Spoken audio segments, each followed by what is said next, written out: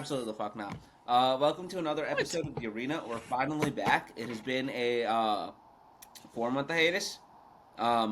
It's been a hot minute. We've been doing some shenanigans and side quests. How's it been?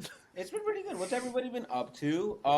Me and Ian were working in Michigan this cycle on local races. We did to the turnout what we needed to do to the turnout for next year. Brother Oliver was in the People's Democratic Republic of New Jersey. I was in Cheryl. I was in PA first, and Harrisburg is not the best town. And then we left Harrisburg and went to New Jersey. Listen, Hey, I don't New think Jersey's a better beautiful quality state. of life West up there. Virginia too. No, that was Alex. Alex went to Virginia for a weekend, which honestly sounded like a great time. Yo, she stopped by Goochland and that's what hell. Crazy that that's a place. Bro, that's where county. That's where King's Dominion is. That's where King's Dominion is. Goochland. Yeah, dude, that's where. No, dead ass. I used to with fucking Goochlands, King's Dominion. It's like right there. They got Oh man. they gotta move King's Dominion, man. I cannot Yeah, take dude. it seriously. They Shout out closed Goochland. flags, guys. We only got to go to Goochland now for King's Dominion. That's all we got in DC. DMV, I guess. Shout out Six Flags. Shout out. To be fair, that Six Flags needed to go. That shit was evil. That was a terrible. I remember once we went for a school trip, right? And listen, at least once every 2 days, the like massive tower would fail, and a bunch of our classmates got stuck up there. Dude, fuck that. Nope. I'm out. Same. Worst ride to get stuck on, man. Worst Nah. ride to get stuck on. It happened a lot. Like a lot. There's no way I'm risking that. Yeah. Absolutely not. No. I'm not doing it. But shout out to Cedar Fair. They're gonna get things right. Okay. They're gonna set Six Flags straight. Ian, yeah, is that a dude. 49ers jersey on your wall? No, that is an Ohio State Emeka That's Egbuka a jersey. 49ers jersey. That is not I can go get it. I can go prove that it's not a Niners jersey. He also conspicuously has left his favorite jersey off the wall. Yeah, I was gonna say, Okay. where's the Michigan jersey? My favorite jersey, as you call it, still smells like whipped cream. I have to wash it at least 2 more times to get that smell out. I'm gonna be real. I still have not touched the clothes post pieing. They are in my car. Dude, they're probably molded because Brother, mine that were. shit, you throw them out. Throw that shit out. They probably have mold on them. Yeah, probably. Maybe you can mix like some vinegar in there or something, but like I don't know, man. Brother, that shit's gone. I think whether or not you can fix those clothes relies on the efficacy of our laundry machines downstairs, and that is not something I would bank on, man. Hold on, No. wait, do you guys have in-unit laundry? No, I wish. No. Okay, hold on. Those laundry machines are pretty fucking powerful. It might actually save it. Ours are. So I put mine in for a spin cycle in the wash, and you know what it didn't do? Spin. Yeah. It's kind of based. I'll agree with you, though, Oliver. Like you go down to a laundromat and you see what is it, Speed Queen? Yeah, The one brand? Yeah. Those are good. they're good. great. Listen, we got the washerias around. Dude, those shits are awesome. I never went. But I know a lot of people. My sister's cat's just eating the fucking Wi-Fi router right now. You know what? Shout out. That cat's gonna do what that cat's gonna do, man. I know. You can't control it. Tabitha, she is. By the way, this is my Tabitha. old room. And then I moved to Houston. Not 45 minutes later, Shannon moves all her shit in here. Shout out. So this is my old room. I don't know. It's Shannon's room. I mess with the gun. Yeah, it's Shannon's room, man. It's not okay. Well, now it is, but it used to be mine. I don't know. I think it was always Shannon's room. I see very little evidence of that. I'm not gonna lie. Hold on, there's a Eli. Hold on, wait. I can show you evidence. Okay. Oh, How did have you been? No, hold on. It's surrounded by a lot of Hatsune Mikus. Oh, Tabitha!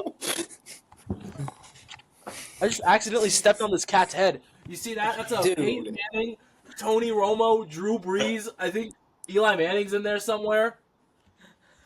It's Brian What? Griffin. You're My a big sister- Brian Griffin guy. My sister And I is a think he's maximalist. So are you. No, I'm not. Not to her Runs level. in the family. Not to her Oliver, level. Tabitha, I'm not picking you up and I'm not feeding you. Oliver, I have seen you tornado. It is generational work. Oh my god. That fucking turn. Fly out to Michigan. Yeah, so Yeah. you can come to Kalamazoo.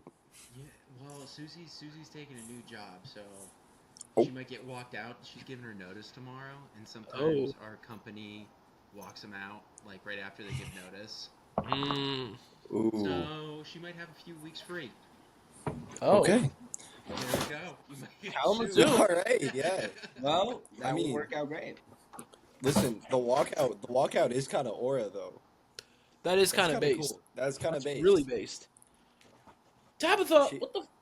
She can kind of just stun on him while she's Yeah. leaving. I was gonna say she's all nervous about it. And I'm just like, I know we work at the same place, but if they punish me,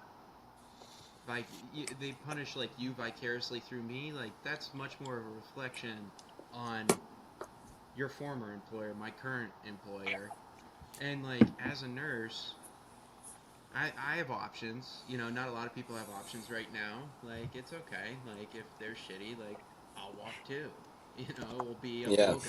It will be a reverse BOGO. One leaves, you get another one who leaves. You know. Exactly. So I was like, if you want to go out, birds flying, like, go ahead. More power to you. Yeah. Yeah. Lose one free. Yeah, Dude, I'm seriously. a big fan of this strategy, and I think it works, and I think we've seen it. It does work. Can attest. Wait, hold up, is Conrad? Yeah. How there was just a lot of bullshit, and I was just like, yo, good for you. One thing I admire about overall, your Gen Z, your guys' generation, you guys don't take shit. You guys just don't put up with bullshit. And like I feel like millennials are like little corporate simps, and you guys are just like, nah, get the fuck out of here, double birded on your way out. And like I love that energy right now. It's pretty based. It works when it works. Yeah, There goes the last gasp of Ohio's economy, man. do we want to get started with that first, and then talk about like the elections? The government shutdown. Yeah, like the shutdown, And the everything. Yeah, the fuck. Yeah. Lot to unpack there. Yeah. Dude, I don't understand it. I don't understand how you. It's like driving the ball down to the 2-yard line and just being like, "Nah, we're good. Yep. We're gonna go home now. Listen, We're down by 2. We're not even gonna kick the fucking field goal." New York Giants offensive And, plan. Hey, John Stewart cooked with that one, unfortunately. Dude, fuck it. Shout out the Democrats. Do nothing, Democrats. yeah, listen, man. As I really appreciate that analogy, Conrad, because as a Seattle Seahawks fan, I have seen this movie before. I know what it looks like. I know what it looks like to be on the verge of victory and snatch defeat from the jaws of victory. The way the Democratic Party has just insisted on doing. Yeah, it really, honestly, the 8 of them caving on that absolute bullshit deal felt like watching the Malcolm Butler interception all over again. Except this time people are going to die. Yeah. So, not to be a conspiracy theorist, but Democrats don't, or the senators do not give a single fuck about snap cuts. It's when flights started getting really bad that they started to cave and lose their fervor. And that's because all of these pieces of shit have to fly home from Washington. Oh, I 100% agree with you on that, Noah. Like, just straight Then- up, I do think it was the flights more than anything Yep. else. And then the other thing is that none of the 8 senators just very conveniently happen to all not be running for re-election next year. Or they're retiring. Yeah, just one way or So another, it's they are not it's, on the ballot next year. Dean Shaheen, who I think said she was going to retire fairly soon. So then that's Chris Pappas who's running for that seat. Yeah. Dick Durbin, he's retiring. Tim Kaine, he's not up. Also, it's Tim Kaine, he'll never lose that fucking seat. Maggie Hassan just won re-election. Angus King. Angus King is just kind of, he's always just done shit like this. Jackie Rosen, she's not gonna be a majority leader. Uh, Cortez Masto just won election, and John Fetterman, well, he has a stroke, so Yeah. it's okay. He has depression. Fucking John Fetterman stroke. God Yeah, damn. bro. I hate Dude, that. I think I do maintain that that stroke robbed us of a true progressive warrior in the Senate, and I resent that heavily. Yeah, I mean, you have Fetterman, who's mentally incapacitated. You have two senators from Nevada who are going to face any consequence from this because either they're going to retire at the conclusion of this term, and they're not up for a fat minute. Tim Kaine's not going to face any consequence. Dick Durbin's retiring. Both New Hampshire senators, I think, have signaled that they're going to retire. And Angus King is 81 years old. So even if he doesn't want to retire, like, nature is going to do that for him before too long. Dude, and, like, dude, his son's just gonna take over that fucking seat either way. Exactly. Like, it's fucking bullshit. I mean, no one in this, like, of these 8 have nothing to lose.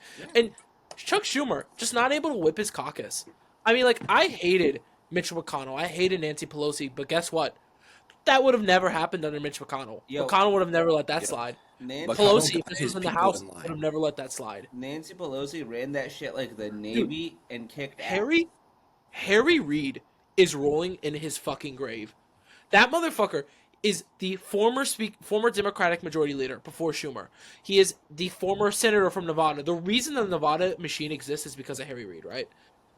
His most proud moment ever in his whole entire life is him. He literally said, saving enough money to buy his mom new teeth. He's the reason Social Security is still around, and both Nevada senators selling out. And now millions of Americans losing SNAP benefits. Fucking ridiculous. It's bullshit. And not only SNAP benefits, but obviously weed, and then also abortion. Literally everything policy-wise that they claim to stand for, that they ran on last year, they are turning their backs on. And I think it is really fucking pathetic. Just that this was the most obvious win that we have had in the last year, was the shutdown. We were winning every single time. When I was stuck, for 3 hours in a plane sitting on the tarmac at Newark Airport on Sunday morning because they were only letting a flight leave every 5 minutes out of one of the busiest airports in the entire world because they didn't have enough air traffic controllers because they decided not to pay them to build the fucking ballroom. All I could think about was, oh, we're winning midterms easily. Oh, yeah. Right? Dude. I still maintain that, but to just gift them this on a silver fucking platter and keel over and die is ridiculous. I was literally, really quick. This is just funny. Mhm. I was asked in my job interview today, what would you train your organizer to do if a fellow said that like Democrats are ineffective and voting doesn't matter and Democrats won't do shit anyways? And I straight up said in that interview, well, first of all, I would validate their feelings because after what they just pulled, they're not wrong. I said that in the interview, and I'm like, I'm just gonna tell them that we can't tell that to other people. Yeah. Like, It's True. it's such a, and like the one thing that the 8 of them who caved kind of hung their hats on was that, okay, the shutdown's over, we're putting the federal workers back to work, the layoffs that were illegal in the first place that they could have fought through other means, but we're going to get that vote on the extension of the ACA subsidies. Well, Tammy Baldwin, who to her credit was like in rumors to be one of the ones who was going to cave, and she didn't, so shout out Tammy Baldwin, introduced an amendment to the package to extend the ACA subsidies, and it failed along party lines. So we already know how that bullshit pinky promise vote is going to go. I just like really sit here and question, like, what was it all for? You spent 40 days fighting tooth and nail really effectively. Like just a week prior, they were given the validation from the voters around the nation that this was not the fault of the Democrats, that they were fighting the good fight, and that they should keep going. and they cave. Dude. It's inexplicable. Makes no fucking sense. Like genuinely, the only, and I'm just going over the list of senators who caved again, right? It's obviously, but there's only three that kind of make sense to me, and it's Tim Kaine, obviously Virginia, government, everything. If the Virginia senators voted to reopen the government, I'm not gonna lie, I would be like, I kind of get it, but and maybe the Nevada ones because like tourism, but like even then, stupid fucking reasons, no reasons. They surrendered. They gave up. It would legitimately be the only thing that I could equate this to is like we fought 80% of the Revolutionary War, and then George Washington was like, you know what? Fuck this. I want to go home. I also want to go home. Yeah, no. Imagine if he saw the advantage they had at Yorktown. It was just like, you know what? Fuck it. We give up. Yeah. Fuck it. We surrender. Fuck it. No Moss. Yeah. Just, Shout out those 8. Okay, Fred. Oh, he's taking a shit. and like, Go Fred, man. obviously, the 8 senators, problematic. I think this is more on Chuck Schumer not being able to lead a caucus. And I, for one,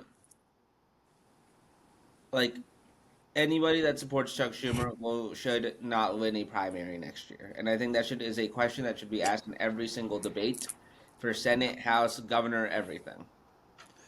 Yeah, I I mean, agree. like, have you even heard like just the response from his caucus?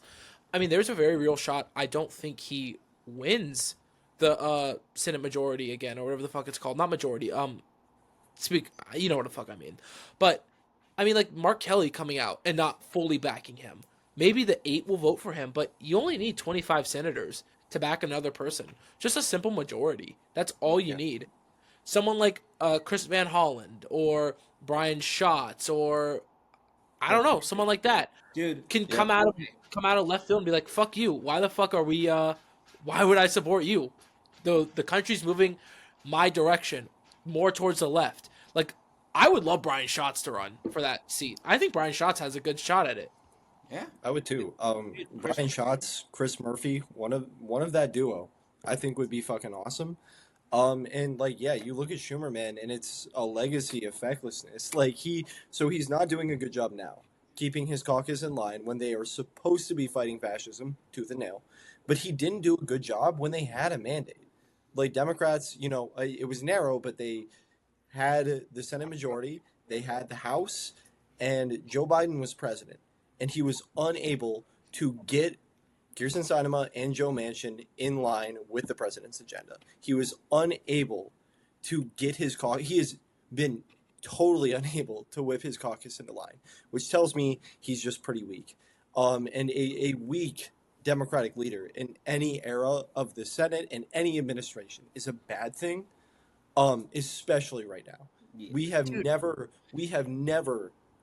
needed a strong leader like fucking Lyndon B. Johnson.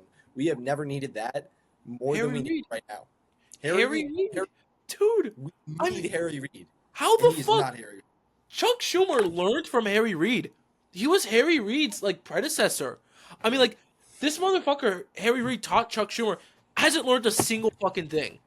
Literally, Harry Reid would have fucking punched John Fetterman in the head and fixed him. That's probably what would have happened. Dude, I he mean, like, would've.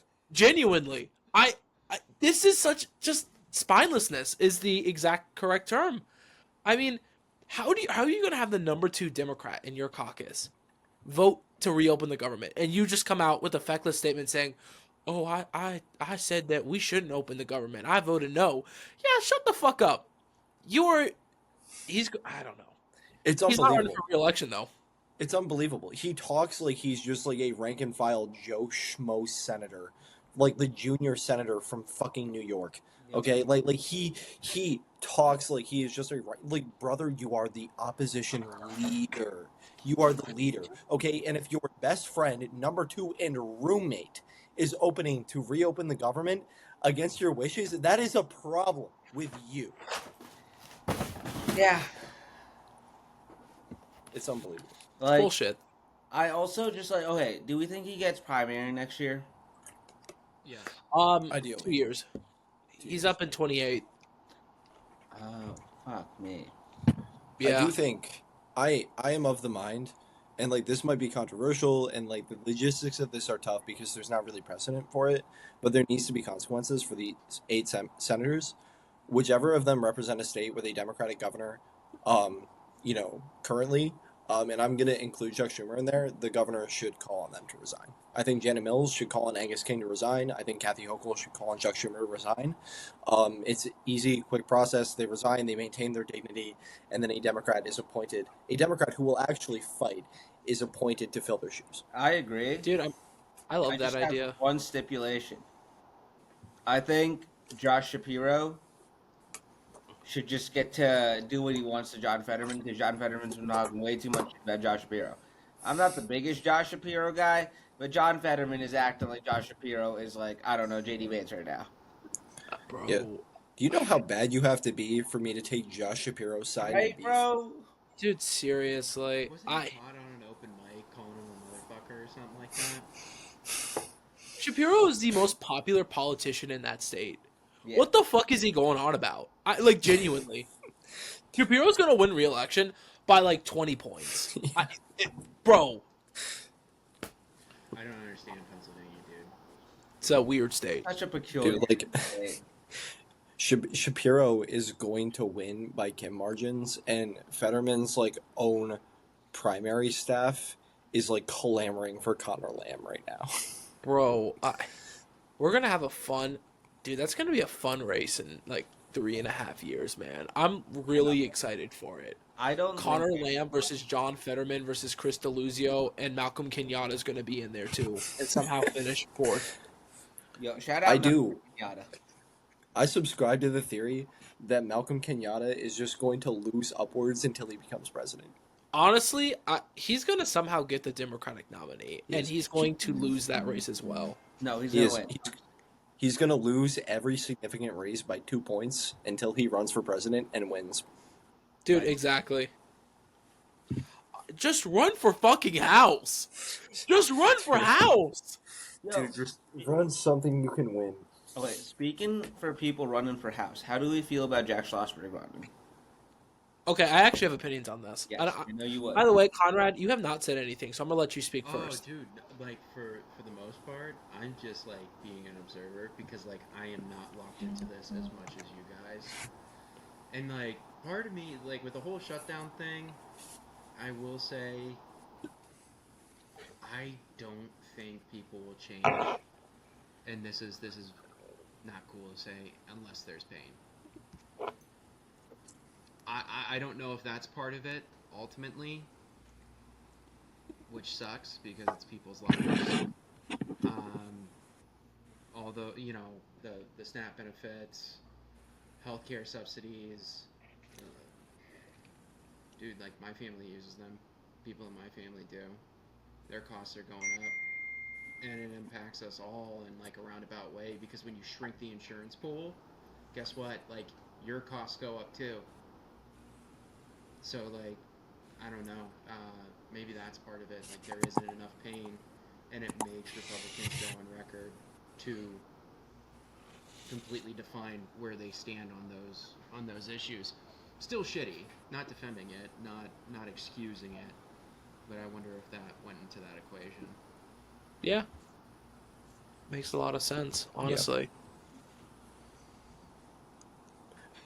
No, that makes a lot of sense.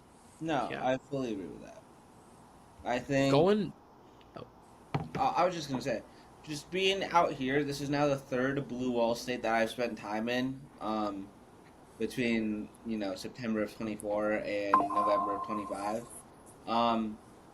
People definitely feel it bad. I know that we talk to young people. We don't talk to people with mortgages. We don't talk to people with a 401k to maintain. But the rate of people that do not agree with what I say when I talk to them has gone down tremendously. I think less than 5 people walked away from our table this year because we said something about said something bad about Republicans. Yeah. Dude, Yeah. Republicans are just losing everywhere. I mean, it's not even like a...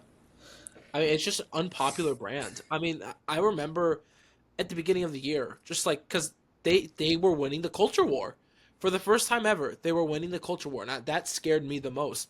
Now it's like, no, they're not, dude. They blew that fucking lead in like 2 days.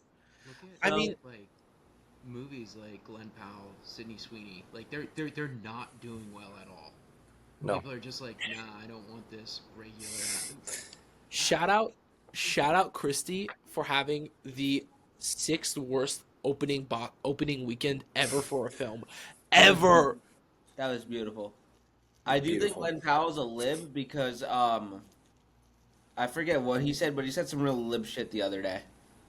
Um, but yeah, no, Sydney Sweeney. Heh.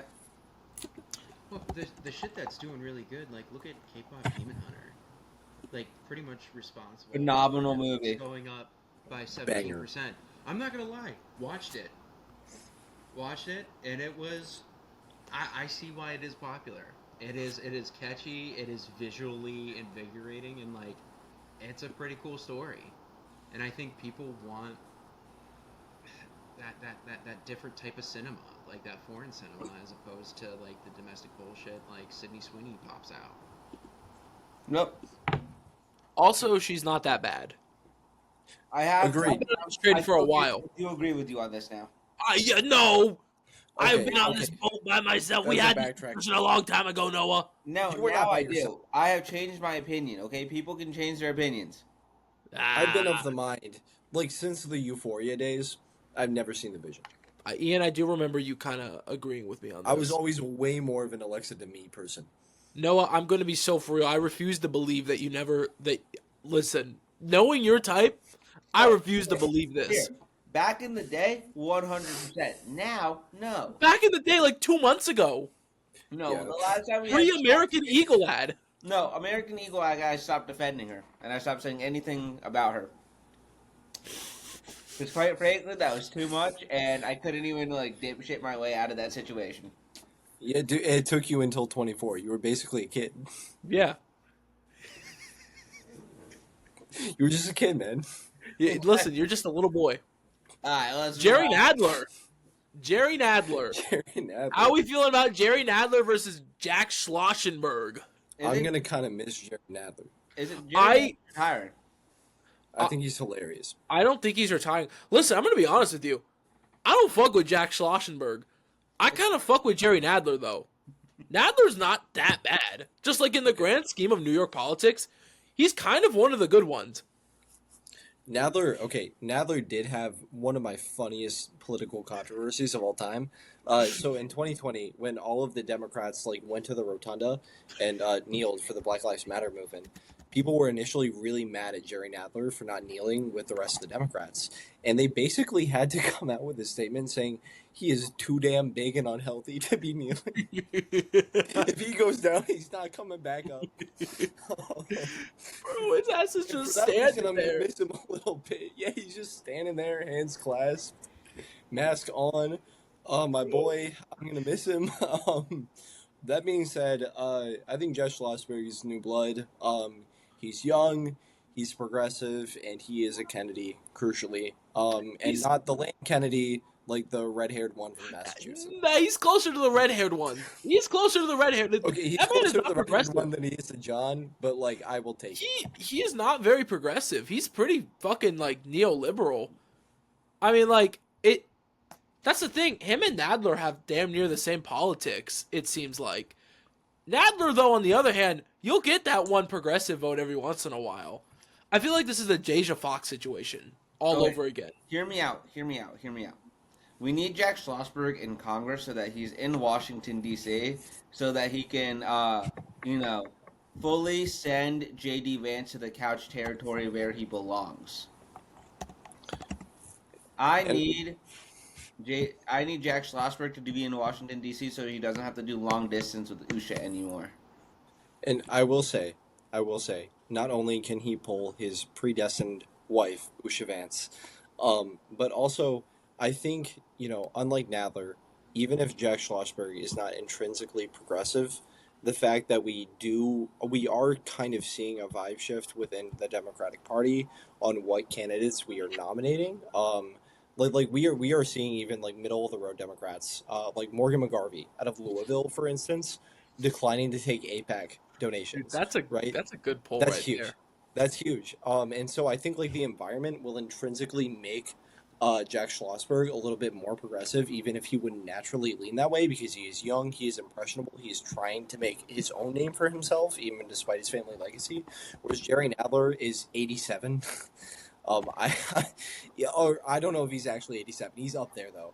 He's old. Like dealing with health issues, and is not the kind of guy that you can just kind of push in any one direction. I think at the very worst, Jack Schlossberg is kind of a sponge who we can kind of push to be in the direction that we want to be, especially because he would be representing a part of the People's Democratic Republic of New York City. Well, Eighty-three I mean, percent it's the plus it's the most 83 district. neo-libby part.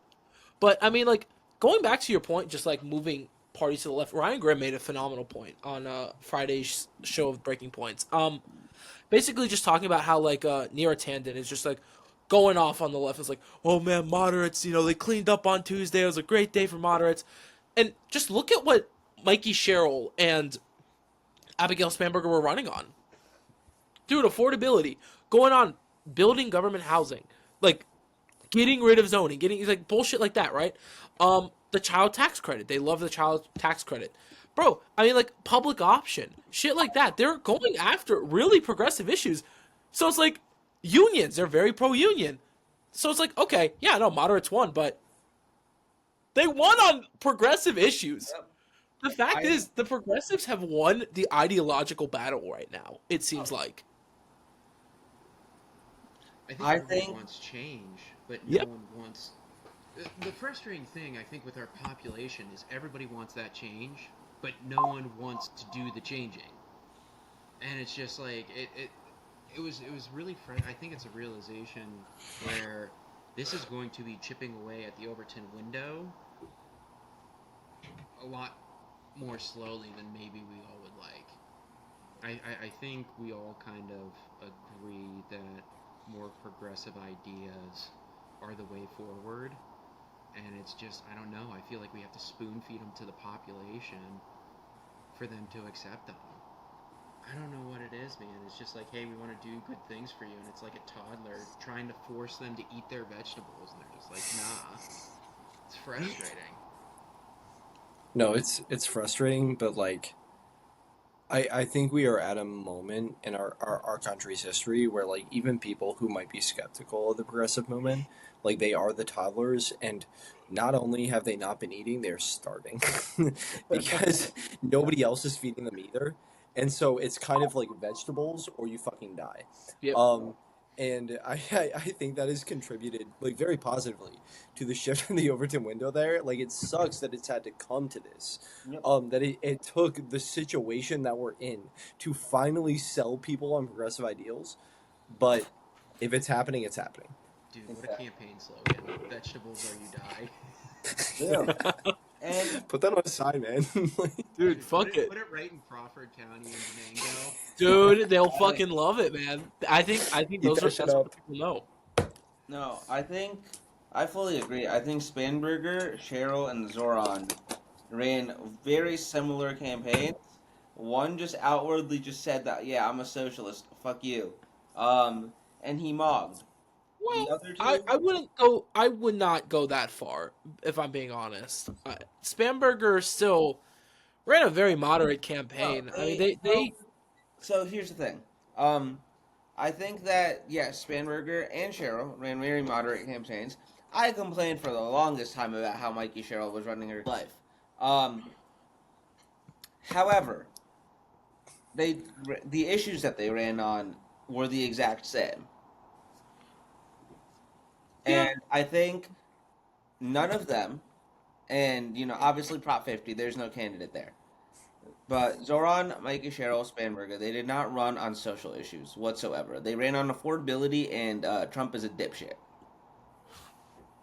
it seems like Americans at this point are just kind of fed up with the social issues. I mean, like because look at Winsome Earl Sears. She was running on the trans issue. I mean, it's like, Well, fuck And you. Cinderella. I don't have a job right now because the government shut down because Republicans are stupid. Dude, real talk. Like the culture wars have worked for Republicans for a really long time, like longer than they really should have. But now people are fucking starving. And so, like, when you do not have food on the table, when you do not have a job, when you have no means to, like, live a full, livable, tenable life, you're like, well, I don't give a shit about any of that. When am I gonna fucking eat? How am I going to get a home? Exactly. like, Without a like 50 it's, mortgage. Mortgage, man. we have simply, I think, reached a point where like the crises in this country are affecting people to such a degree that they cannot even look at the cultural bullshit anymore because they are so mired in the fact that they are poor. Exactly. Yep. And a lot of people who voted for Trump, they voted for Trump for the fact that I'm going to lower prices day one. I am going to tackle the economy. I'm going to make it as if it was 2019. And guess what? He hasn't done any of that shit. I mean, it's like he's focusing on the culture war. I read an article in Political Wire today just talking about how Donald Trump is a lame duck president. He has the House and the Senate. How the fuck is he a lame duck? I mean, he's saying Democrats have come up with the new word affordability. Okay. He ran on affordability. He said the word. Lowering the cost of living. What do you mean that's a new word? You ran on that. This motherfucker's. I mean, it's like that's it. Keep that in the pod, Noah. Oh, for sure. Okay, I know you love cutting the word. Listen, my It's a new girlfriend has been trying to generation cancel of me for democratic 3 years. politics. My girlfriend has been trying to cancel me for 3 years. If she sees me on a podcast that uses the word Hard, but like, it's my favorite word. I like a good not word. having the same restrictions as those two. Yeah, you should say it. You've said it. I've heard you say it. You're just not Oh. saying it on the pod. Quick. Getting back to things. I hate being this person. It's genuinely something that I wanted to talk about.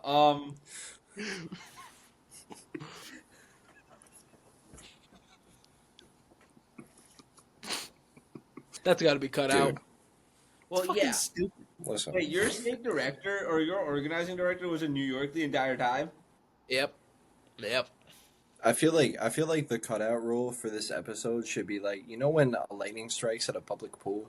It's like 30 minutes after the last lightning strike.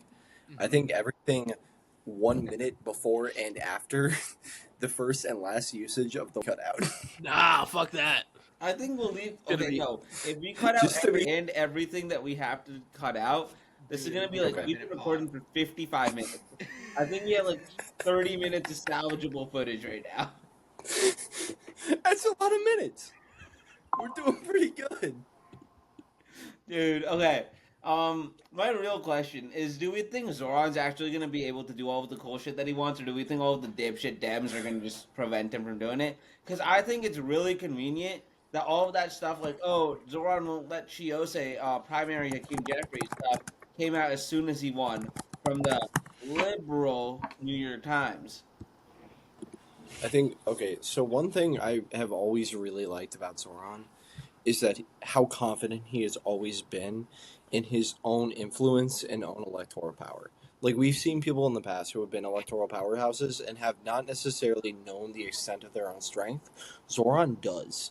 And so I hope that he does leverage that. Like if not, hey, Hakeem, if you do not capitulate on such and such issue, I will endorse Chiose, and I will use my full electoral might to get him to win that primary. Or, hey, Kathy Hochul, if you and Albany do not get in line with what I want to do here in New York City, I'm going to endorse Antonio Delgado, your lieutenant governor, and throw my whole electoral weight behind him to ensure that you are not the nominee when Yeah, the next gubernatorial race rolls around. Like, that is what I'm hoping Zoran's response to any barrier to what he wants to do in New York is. That's exactly what I was thinking. If I'm just Kathy Hochul, I just ride the Zoran wave. Oh yeah, you want to do tax the rich? Fuck it, we'll tax the rich some more. Free buses? We'll do free buses. It's just that simple. Yeah, no, real talk. She would be wise to ride that wave. Like we have not seen a campaign like that maybe ever. Like I know it's just at like the municipal level, but it's also maybe the most important municipality in the world. Yep. So I like we have not seen a campaign like that probably ever. Every other New York politician would be wise to just get in line. Dude, I fully exactly. agree. I also think for his campaign, I think the coolest part, and I think this is another similarity that, like, in part, is shared with Cheryl and Spanberger, is that the three of them ran very positive, like happy campaigns. Like the vibes were high. They did not run a doomer campaign, like we tended to do last year for everything. Which, like, I understand why we were dooming, but at the same time, the situation is worse than it was last year, and we ran positive campaigns and we saw positive results. And I think that's what helped us win the culture war back a little bit. Um, but for Zoran especially, for the amount of fucking racism that guy was put through, the amount of stuff that he was put through, he like remained positive and had a smile on his face the entire time, no matter what people said. He stood up for himself when he needed to, but he also did so in like the funniest way possible. And he quite frankly dog walked Andrew Cuomo behind the fucking behind the shed. Um, Curtis Sleva, shout out. Shout out I, Curtis Sleva. And I think the coolest part about Curtis Sleva, I don't know if you guys know this, that man is married to an elected Democratic official. I love Curtis Sleva so much. Curtis Lee was he's an interesting guy. Still a piece of shit, but like an interesting guy. Hey, he's a piece of shit, but compared to every like popular Republican countrywide right now, he is a much better human being than them. The bar is very low on that, but I do agree. It is. I mean, going back to Hochul, she needs to realize she is going to have the toughest like competition she's ever had. Lee Zeldin was a strong candidate, but guess what? Elise Stefanik is a 10 times stronger candidate. She is going to garner unbridled support in upstate New York, and frankly, she needs to follow the Zoran model. Uh, that's it. I think it's just that fucking simple. I don't know. She is going to need the left flank of the Democratic Party, a flank that is growing as like circumstances within the country deteriorate. The progressive flank of the Democratic Party is certainly growing, and she is going to need that flank behind her for both the primary election because her own lieutenant is looking to usurp her, and also the general election. So like if Kathy Hochul does not lurch to the left in a like pretty massive and meaningful way, and like I hope that her endorsing Zoran and appearing at rallies with Zoran is an indication that she's ready to do this. If she does not do that, she is like maybe just the worst politician I have ever seen. Like she would be wise to fully throw her weight behind the progressive movement because candidly, I'm not even sure she makes it out of the primary if she doesn't. Let alone the general election. Yeah, New York is one of those states too that scares the shit out of me in the sense of like we saw New Jersey move so far to the right, but they're moving back. I can easily see New York moving far to the right and just kind of staying there. Upstate New York is going to vote at unprecedented levels. I mean, straight up, Stefanik is from upstate New York. She's from that region. She's the most well-known House Republican in the state of New York, outside of not even Zeldin. Zeldin wasn't even that well known compared to them. I mean, she is going to get a lot of support from upstate New York in this race, no matter what. It's going to be close. And if she's not driving out New York, if she's not getting those Zoran numbers, she's not going to win. Just it's that fucking simple. Yep. Because I do think that the people that voted for Cuomo would vote for Hochul. The people, but like you guys said, it's more about keeping that left flank in bay and making sure that they actually vote and they turn out. Because we saw that when they turn out, they do so very, very well. And I think we saw that like across the country this time around. Is if you get the youth flank and if you get the youth vote and the progressives turn out, you win. But the Another problem thing, with that is progressives have done time and time again. They're not going to turn out. We're not going to turn out for a candidate we don't like. Yeah. Kamala Harris, Hillary Clinton. I mean, hell, Kathy Hochul the first time she ran. Progressives know when to hold their vote, And if Hochul's not giving an inch, then fuck it. Fuck it. We won't give her any. Yeah, I mean, Yep. Lee Zeldin had no business getting like 45% of the vote in 2022. Like, Yep. an insane amount for a Republican to get in New York statewide. And yeah, like progressives love Zoran. Love Zoran. So if she is like the active inhibitor, the lone barrier to Zoran's agenda in New York City, they will stay the fuck home. They will not vote for her. Yep. Yep. Yep. Conrad, Another do you thing have anything that to I add? really wanted to talk about with you guys in our first episode back, especially since it's right after the election. Younger men. Not only did they turn the fuck out and did Zoran win them, but that's, liberal heaven, New York City, whatever have you. Spanberger, I believe, was 17. Cheryl was 14 for young men. I think that's really cool because I think, obviously, like, I did not. That's one demographic where I did not think we'd see that much of a jump in 25. And I know it's an off-year election, so like only the committed people are going to vote, but still, turnout was high across the board. Like you said, Oliver Jack Chiarelli got more votes this time around than he did last time around. Yeah, he still lost by fucking 13.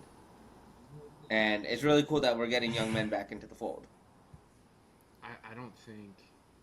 I think they're seeing the writing on the wall. Like, what does the future look like for them? Your Gen Z, like it really sucks to be you guys. Not to talk shit or anything like that, but you're not graduating into you're not graduating from college into a strong jobs market. You're getting thrown into like a meat grinder, and corporates. I don't know. Corporate's trying to control you more. I think everybody's trying to clamp down, and AI's coming up. They're trying to replace people. Dude, it is not fun to be young, and if this current trend continues, like, what's going to be left for you guys? And I think that is a realization where it's just kind of like, hey, we kind of made a really dumb decision, but time to get pragmatic and practical about who's trying to help us and who's not. Yeah. Yeah. Hey, there was this guy that we know that got up on a stage in front of very liberal people and said, "Hey, I voted for Trump last year. I fucked up."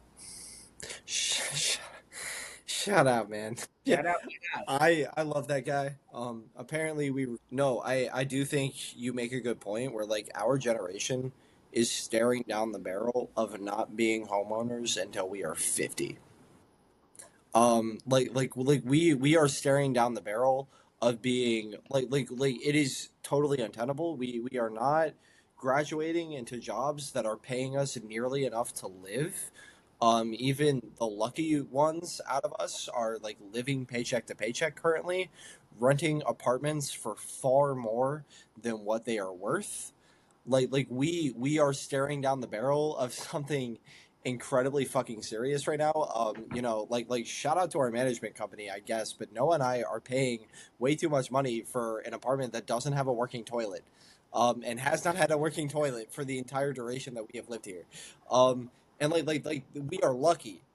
Like our generation is staring down the barrel of not having close to the life that we were promised, and I do think we need to take a very critical, pragmatic look at who is actually trying to get us to that American dream and who is actively serving as a barrier to us achieving that. I think you're absolutely right. I think that's literally 99% of it.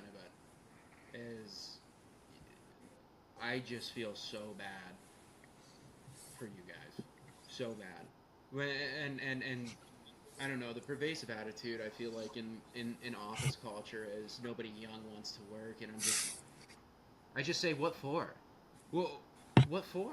What are you guys? What are you offering them? They can't buy a house. They're graduating with, what is it, 6 figures worth of college debt. You're gonna offer them a starting salary of what, 50K? Like, get the fuck out of here. If even. If even, yeah, like absolutely. And I mean, I don't know, man. Like reality, again. Like I think things needed to get maybe a little worse before they get better. But Dude, I rented an apartment 2 years ago when I was in college, my senior year of college. the financial, and like my dad was paying my rent then. My dad is not paying my rent right now, right? But I also did not have an income then. So even if we factor that part out, I was much more comfortable financially then than I am right now, just based off of living off of like the savings of whatever I made in the summer. Um, we've had to get creative with moving money around to pay for certain things. The last couple months, like I I think the American dream is very much dead, or at least unattainable right now for 95% of people.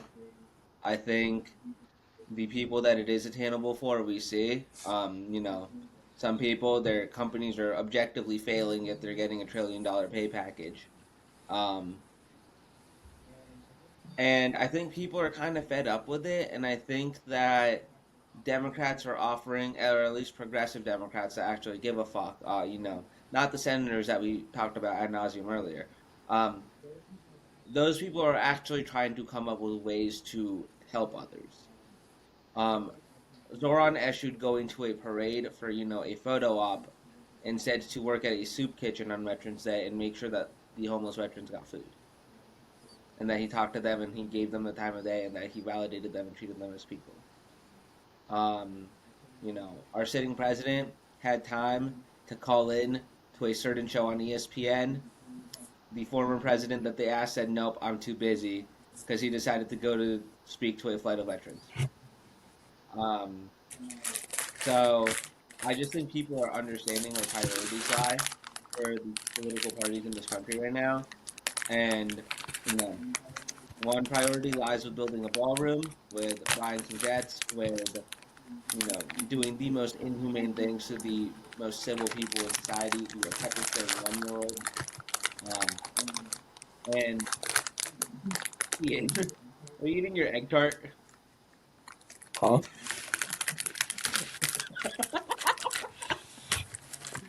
Um, you know, one party's doing all that. The other party's like, "Hey, you want free buses? Let's make that happen." Oliver, you're muted. Ian, what are you crunching on? Yeah, what are we eating over there, Bob? What are you crunching Okay, on? I will say. So Noah and I found this good cake place, right? And we DoorDash cake, but it took a little bit longer than we thought, and the delivery was too close to the start of the podcast. And so now I'm hungry, and I'm looking at this egg tart over here on my desk. Oh, there we go. Like, damn, that's looking pretty good. So I'm trying to like incrementally take off little bites.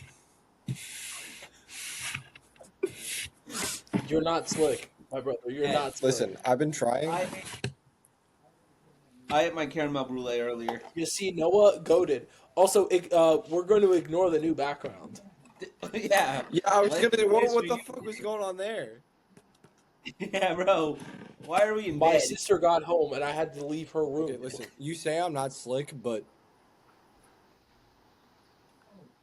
Oh, hey, really quick. I understand that we're all progressive men. We're all liberals. However, Ian ordered a soy milk soft cake relax. today out of all Relax. the options at his disposal. Relax. Typical. Okay, I do not. Typical- I do not. typical liberal. This is why we lose elections. Mr. Lavender Latte. Look at over that here. hair. This is why we lose elections. I bet you've never hit chest. Mr. You don't have a- latte over here. Come on, relax. Nah, I'm not look gonna at lie, that, don't look at knock that. the lavender latte. Yeah. Hey, Calm down, I'm just liberal. They're pretty good. I'm gonna throw it out there. Listen. I bet you all like Yeah, lavender yeah, lattes. yesterday. I drink my coffee black. That's it. I do not control the kind of milk that they put in this cake. What are you eating right now, Ian? An egg tart? I bet you are. Yeah, bitch. I bet you are. It's a liberal meal. That's a liberal meal. Relax. Yo. What's it called? My sister just texted me saying a screenshot of Jameis Winston at his press conference today and said, "Who is he? I love him." I hate Jameis Winston. Why? Okay. He's a piece of Yeah, shit. he is. No. He's also overrated. Okay, he is a backup quarterback who everybody is aware threw 30 interceptions in the season. I don't think he's overrated. I just think his brand of football is There more. are motherfuckers talking about this man should be a starter. Okay, here's the thing. Jameis Winston is overrated Hey. and a piece of shit, and his PR team is amazing. But I don't like Jameis How Winston. many Hear interceptions me did out. he throw in that 30 touchdown season? 30 something, like 32. Brother had a 30-30 He season. was putting up I George think- Belanda numbers. He's putting up Derek Jeter numbers. Oh, wait, here's the thing. I would much rather watch him play football than watch Russell Wilson's corpse play football. Okay, relax. So I'm relax okay. on Russ. Russ would win you a game. Russ is a- No, Russ, he I feel wouldn't. like has a much No, higher he chance wouldn't. of winning you a game. We saw that firsthand. I Russ- saw that firsthand this year. Russell Wilson cannot play football anymore. He should go be a backup dancer Russell for Wilson- Ciara. That is his only hope in being famous anymore. Russell Wilson is a future Hall of Famer. Jameis Winston is one of the worst number 1 overall picks ever. Yeah, agree low with you key, on one that. of the biggest busts in NFL history, I feel. Like, genuinely really bad at the sport. I think Jameis overall career wise, because just about how good of a backup he's been, better than Carson Wentz. He overall. wasn't a good He backup. wasn't a good He backup. is not a good He's backup. the best backup. He's a good He's backup. not a good. Like, he's like there were 10 Jameis backups I Winston, would take above better him. career than Carson Wentz. What? Nope. That's bad Nope. bait. That's Nope. Bad bait. That's bait. Bad bait. That's bait. Don't Bad take it. bait. Don't Bad take it. That is bait. bait. Bad bait. No, it's not. That's bait. No, I can tell in your eyes. You're sinning and you're lying, and God and Jesus will see. That's horrible bait. Horrible I bait. think, given that Ian's first time on this podcast, we should give him the floor to talk about why he wants to exonerate at least one person from Cleveland, Ohio. Wait. Ian, why do you want to free Roman Polanski?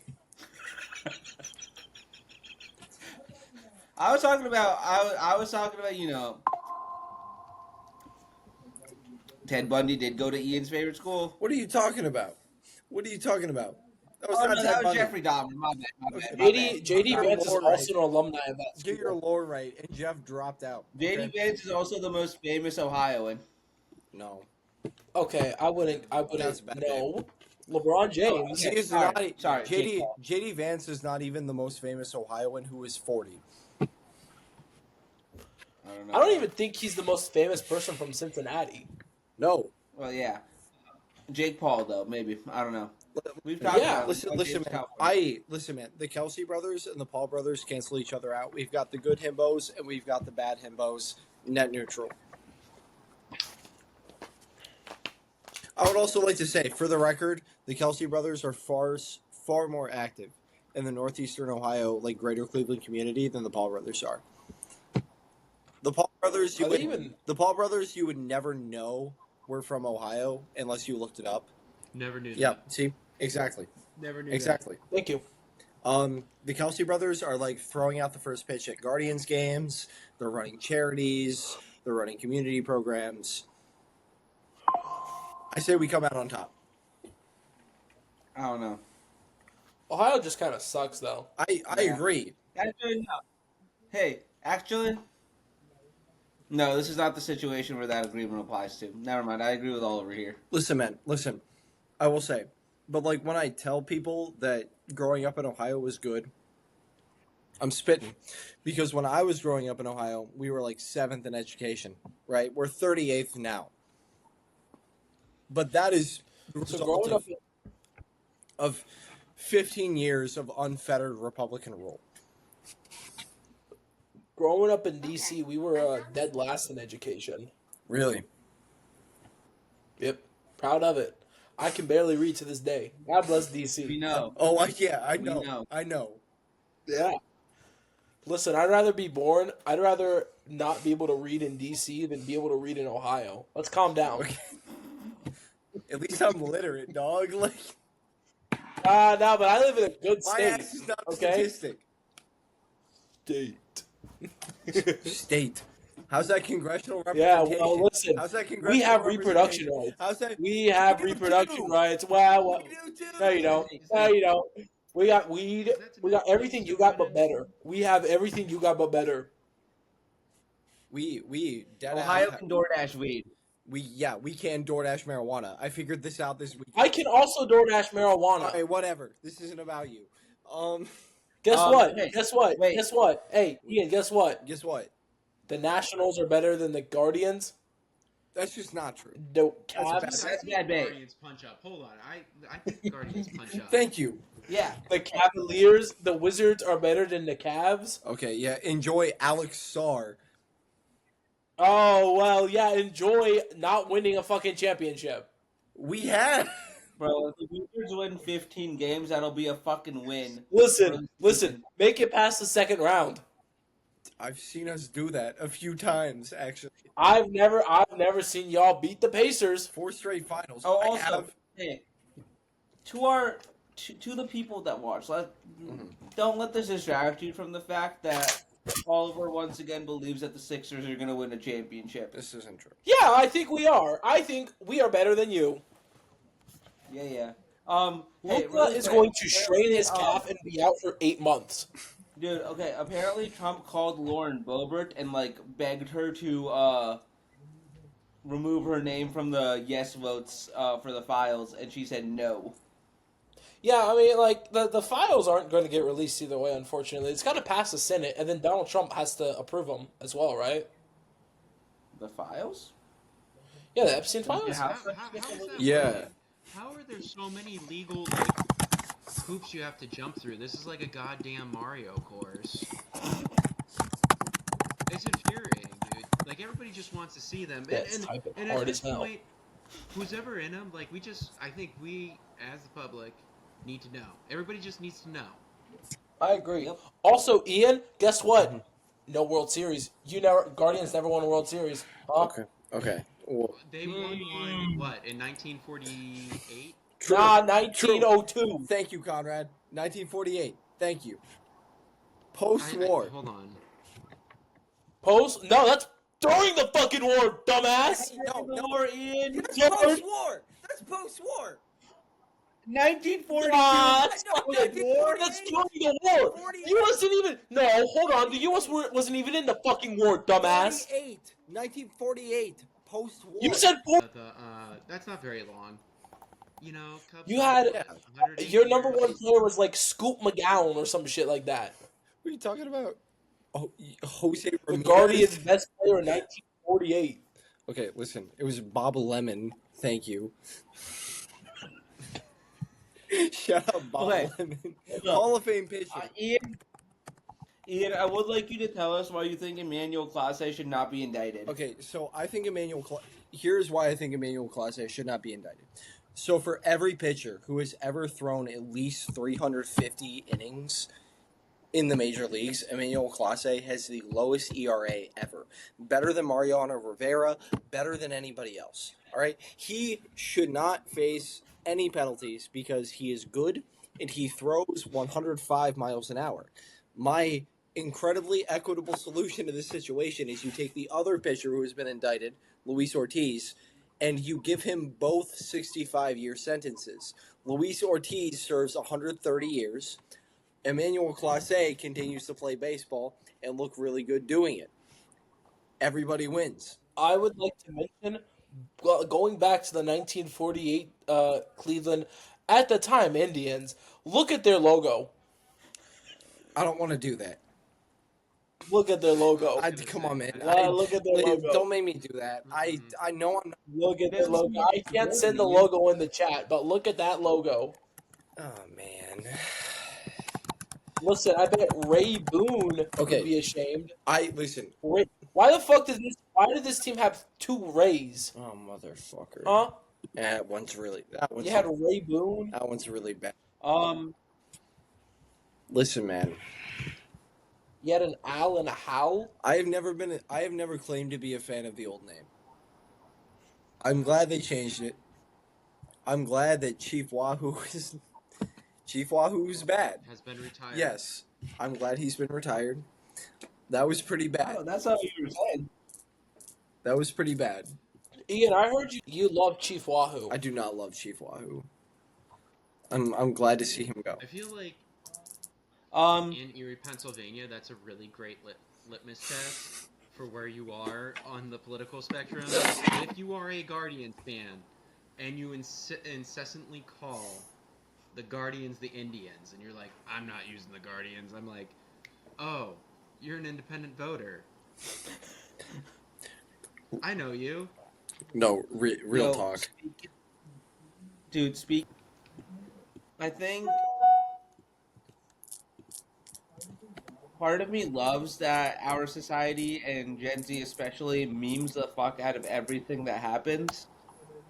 And then the other part of me is like we lose sight of like the sheer magnitude of the shit that we're making fun of. We do. Like Yeah. 9/11 jokes are fucking like they are really fucking funny. But we lose sight of how fucking bad that day was and how it has basically catapulted us into the situation that we are into today.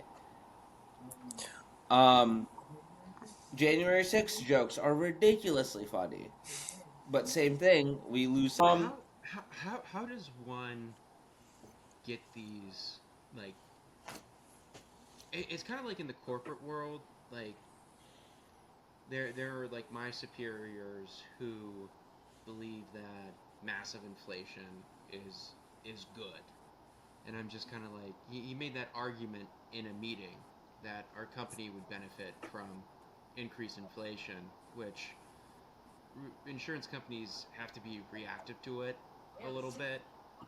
We've got our asses handed to us over the past like 4 years. Believe it or not, we are not profitable, even though rates are.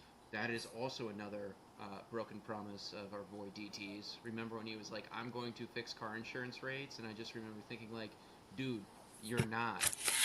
We're greedy fuckers. We have come here to take it all." But like, how do, dare I say, incompetent people get in these like mid-level managerial roles and fuck up everybody's life?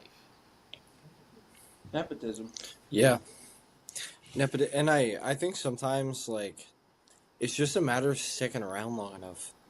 Like you stick through it and you stick through it and you stick through it and you're entry level and you're entry level and you're entry level, and at a certain point, even though you're totally incompetent, you're the most senior person. You have the most experience. Theoretically, in theory, in a vacuum, you are the best equipped for the job, and they get promoted. I think a lot of it is just like attrition. Dude, it just like blows my mind that I believe a lot of workplaces suffer all the stereotypical ill effects of unions, that people, everything's based on tenure, everybody gets the same around 3% raise, you just kind of climb this arbitrary ladder that doesn't reward any sort of meritocracy, but like we can just get fired at will. So Yep. like all the things people bitch about with unionization, we suffer through anyway, and we still have incompetent leadership because of experience, even though they don't live in fucking reality. They do not. They do not. 100% agree with you on that, dude. It is ridiculous. And like I don't know, that's like one of my frustrations with, I don't know, being a younger professional, and probably like with you guys too, is it's just kind of like, hey, we're on the ground, we have these ideas or whatever it may be, like let me cook, let me do the things that I know can benefit all of us, and it's just kind of like you have to navigate this like bureaucracy that they just don't want to change anything because I think that threatens the power structure that they have benefited from. I don't know. I'm sorry, I went on a tangent there, Oh, but dude. No. I think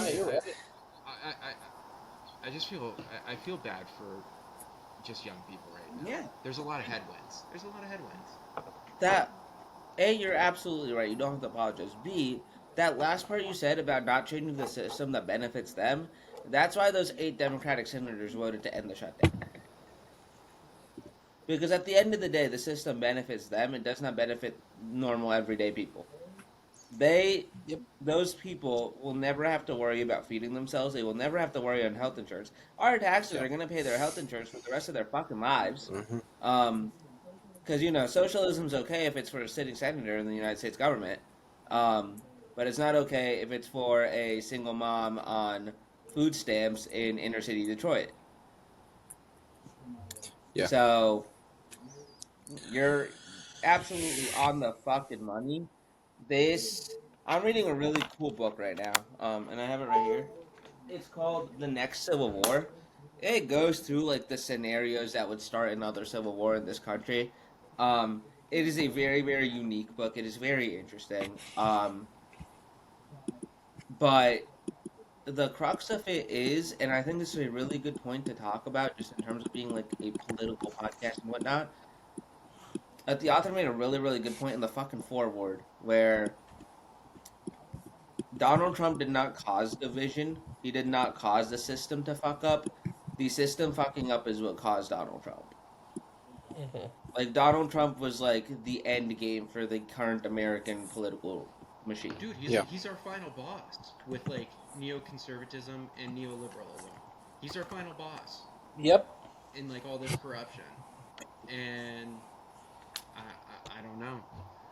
What would really suck is we think DT's our final boss, and it's probably like Couchfucker or something like that. You know, you're playing in a game, and then all of a sudden you're like, oh, I beat it, and you're like, no, you didn't. No. Yeah. There's some. I'm hoping that because Couchfucker is a product of like the people like those 8 Democratic senators that like super out of touch, like Couchfucker I don't think can connect with people the way Donald Trump can. And I'm not really sure how that works because Donald Trump was born with a silver spoon, but Donald Trump like talks to people like the people themselves.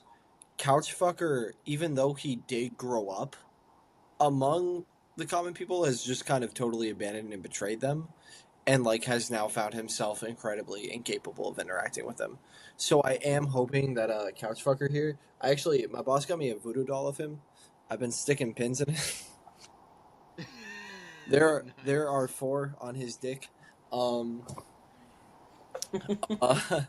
but no, my hope for Couchfucker is that he's just so woefully out of touch, and so woefully risless, for lack of a better term, that he just does not connect with people the same way Donald Trump was able to. The Republican Party is a party of one. It is a cult of personality. I think Bernie said this over the summer, and he absolutely cooked with that. Um, Once Donald Trump is done, in whatever fashion that may be, that party is dead for a hot second. And if if we are able to get rid of the Schumers, the 8 senators, the people that the people in the House that voted for the shutdown to end, because that just fucking passed like an hour and a half ago, um, we're gonna get rid of a lot of these people next year.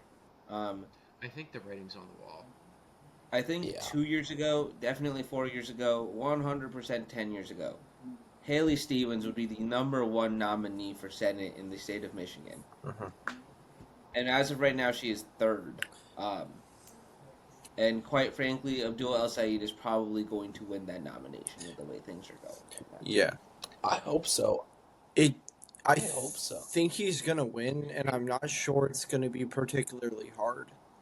And that's wild because he is a progressive who is named Abdul, like running in a Midwestern state, and like Noah's absolutely right. Like Haley Stevens on the rules of our old politics, even 10 years ago, even in like fucking 2018, 2020 maybe, would have been the runaway, like front runner for the nomination.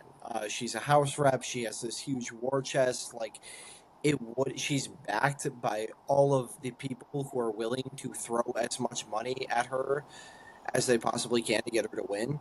Like she would be it. Like even 5 years ago, I think, and the fact that she is flailing marks like kind of a sea change in our politics more broadly. I think. This is just my opinion, so you can cut this or not. But you really think Syed is the favorite right now? I think so. In terms of Wow. terms of people that I've talked to on campus, yes. Yeah. Well, I mean, that's a bit of a vacuum, though. I don't know. I still think I agree it's a bit McMorrow of a vacuum, but would be also the favorite. Dearborn, Michigan exists. Yeah. That's true, but Dearborn isn't big enough to serve the whole state, right? No, Dearborn isn't big enough to win the whole state, but Ann Arbor is going to vote for him over the other two. Detroit is going to vote for him over the other two. Lansing's going to vote for him over the other two. He's going to win. Like Kalamazoo.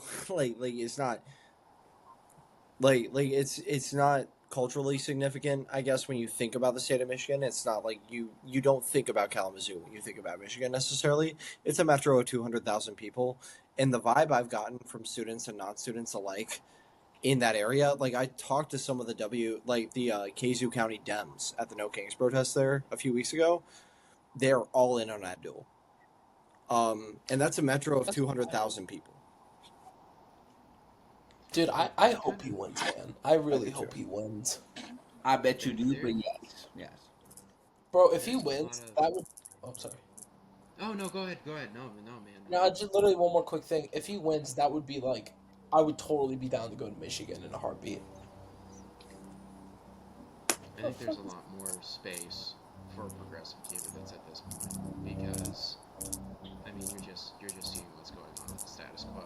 And just sometimes, I don't know. You see on the social media, the socials, people complaining about progressives not supporting a centrist Dem, corporate Dem. I'm just gonna like, hey, you're not really reading the room there, bud. You're just not reading the room. We need to. We can't keep being in the center of what's seemingly a further and further shift right. Exactly.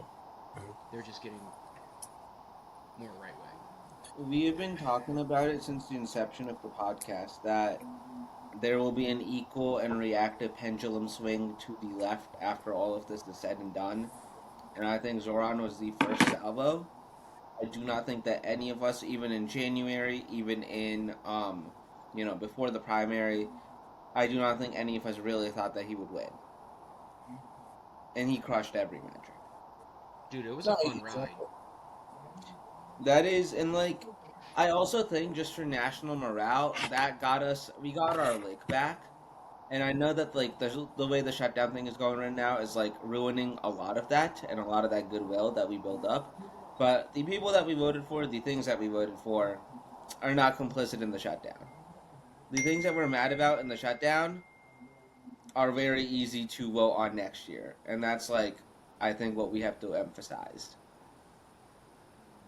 And I don't think the average voter is going to really care about the shutdown. They're going to care about not being able to eat, not being Exactly. able to buy a house. Yeah. You know, like it's going to piss us off.